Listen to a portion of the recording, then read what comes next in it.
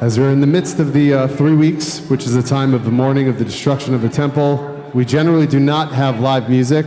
However, in honor of this prestigious event and the attendance of President Trump, we have determined that live music accompanying the anthems would be befitting of this occasion. The Israel Heritage Foundation strives to preserve the memory of the 6 million Jews murdered in the Holocaust by the Nazis. The Israel Heritage Foundation fights anti-Semitism day in and day out. And the Israel Heritage Foundation advocates for the land of Israel, especially in Judea and Samaria, and even more especially for sovereignty in Area C.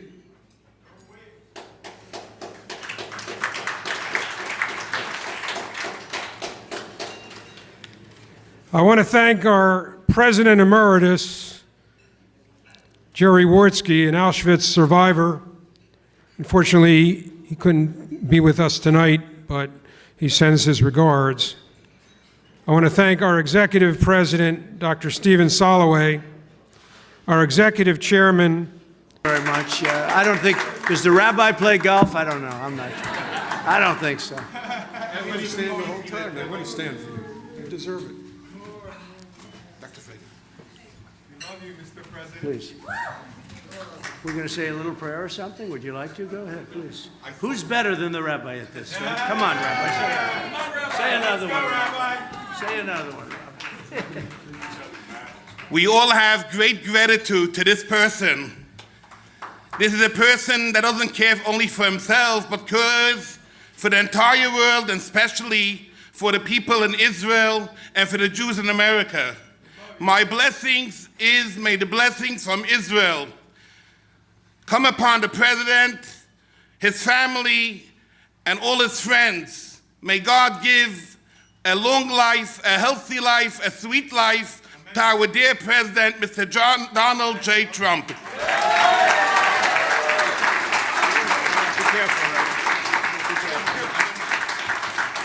Thank you, Rabbi. I'm glad I told him to do that. He did a very good job. You've done that before, Rabbi, I guess, huh? A couple of times, huh? Thank you very much. Great gentlemen, great people, great friends. I have so many great friends. Steve Soloway, Dr. Soloway. He's a tremendous doctor, tremendously talented doctor. And he has been my friend for years, right? I don't want to say how old, but it's been a long time, and we appreciate it. That's right. That's right. And you've... thank you, Steve. Thank you. Thank you. Thank you, Steve, and thank you for being here. I appreciate it. I'm thrilled to welcome everyone from, and this is a great group, Israel Heritage Foundation, to Bedminster, New Jersey. Does anybody know about Bedminster? Because I have a lot of friends from Great Neck here. But we know about Great Neck, but I'm wondering about Bedminster. It's pretty much of a WASP community, I have to say. So I'm not so sure that too many people here would know about Bedminster, but that's okay. And I'm honored to receive your Crown of Jerusalem Award. That's a very big deal as far as I'm concerned. I want to thank your Executive Vice President. Where's Joseph? Joseph?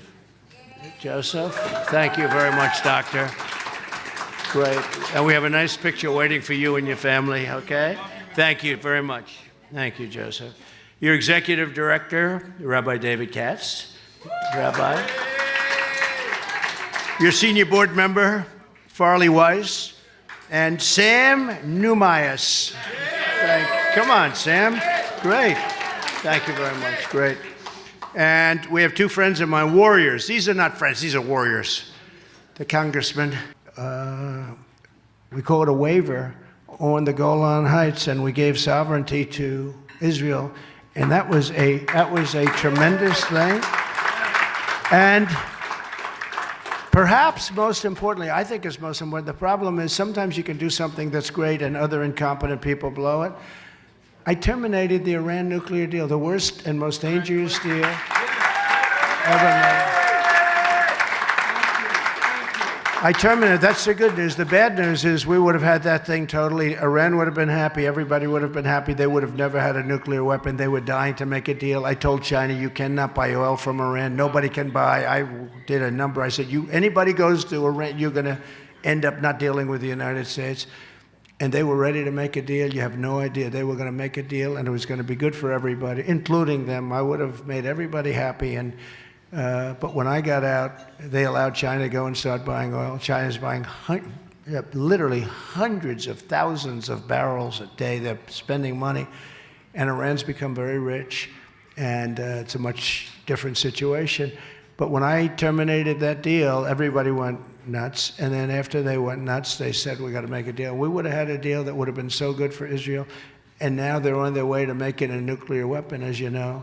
And nobody does anything about it. And I can't understand. And then you have the what you call them, the environmental alarmists that are so worried that the oceans will rise. The oceans will rise in 300 years, 1/100th of an inch, the frickin' ocean, which means you have a little more beachfront property. It's not a bad thing. They have no idea if they're going to rise or sink. They have no the hell idea. You know, we have AOC is saying the oceans will rise. She doesn't know shit. The oceans will. The Green New Deal. You know what the Green New Deal is? It's a method of putting the United States out of business. And I hope you're going to work on those windmills off the coast of New Jersey, because they're destroying your coast. They're destroying your environment. He only got 99%. I said, all right, fellas, let's stick around a little bit longer and take it all out.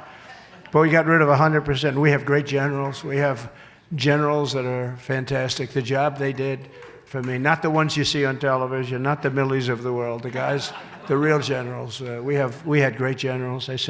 They told me it would take 3 years. We did it in 3 weeks, 3 or 4 weeks. And these guys didn't play games. I appointed a special envoy to combat anti-Semitism worldwide. We did that, and it was a big deal, as you know, and they did a good job on it. And the Middle East, the very historic Abraham Accords, which is one of the most important agreements. Now, we had 4 countries, and we had them lined up to sign. If that election were legitimate, we were in there, we would have had virtually every country in the Middle East. You would have had peace in the Middle East. They have signed exactly no people, no countries, and everybody wanted to sign. They don't care. It's like they don't care. This administration, they don't care. But we would have had them all signed up. I think every single country would have been signed up. Peace in the Middle East. Instead, we have a bunch of people that are so sad. And they actually would have liked to have terminated it, and they tried, and the uproar was incredible. So it means you can do that. But the Abraham Accords was absolutely incredible, and incredible for the Middle East. So I'll just leave you with this. You're my friends. It's an honor to have you at this great place. Thank you very much.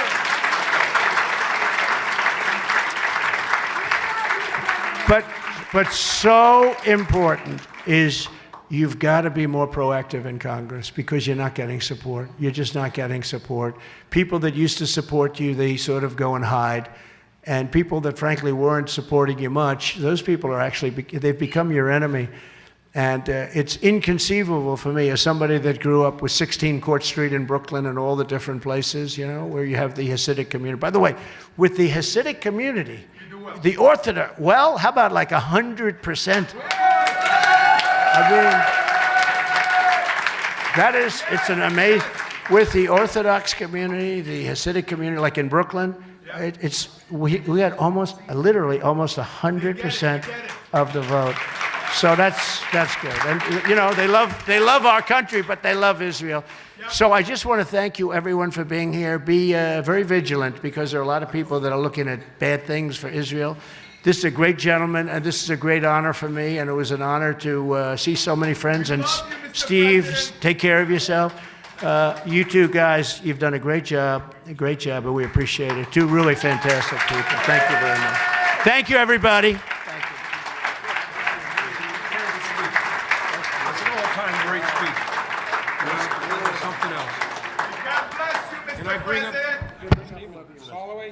Come on, John Burkham. Come on, John. John Burkham, please. I need. Sam and Amias. How about the Congress? Sam. Come on up. And Mr. Blakeman. Christine. Mr. Blakeman. Yeah. Where's Blakeman? He's right here. He's right here.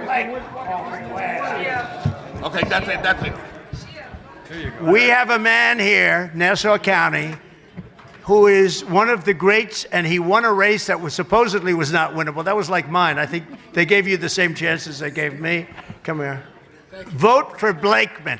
Vote Blakeman. There's what a job you've done. Come here. Good. I want you to read it, please. Okay, good. Please, you go ahead. We love you, Mr. President. Thank you very much. Please read it. Okay. Give thanks. Give thanks to Hashem, for his work is good, his kindness endures forever. Presented to President Donald J. Trump for his extraordinary and heroic efforts, I like that very much, to help the state of Israel and the Jewish people. He and his family should be blessed eternally. From the Israel Heritage Foundation, July 10th, 2023. I want to thank you, Rabbi. That's really Very well deserved. And it says in small print, and you must win and be the president again. You must win. He is going to win. Listen, Let me put it this way. He's If gonna we win. don't win, Israel's in big trouble. I really mean you're it. going to win. I mean it. Israel's in big trouble. No, if we you're don't. going to win. Thank you very much. We'll do an encore, and that way you'll win. Is You're this, what gonna is this, win. a test? The rabbis give me a test. This sucker is heavy. About 100 pounds. You know, Give it to it's- the president. and no men in women's sports. Do we have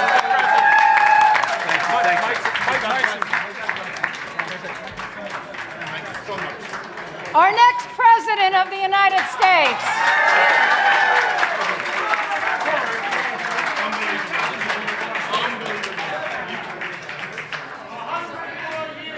Okay, while dinner is being served, we're not done yet. First of all, there's great steak, so don't leave if you want to eat a good meal. Good steak.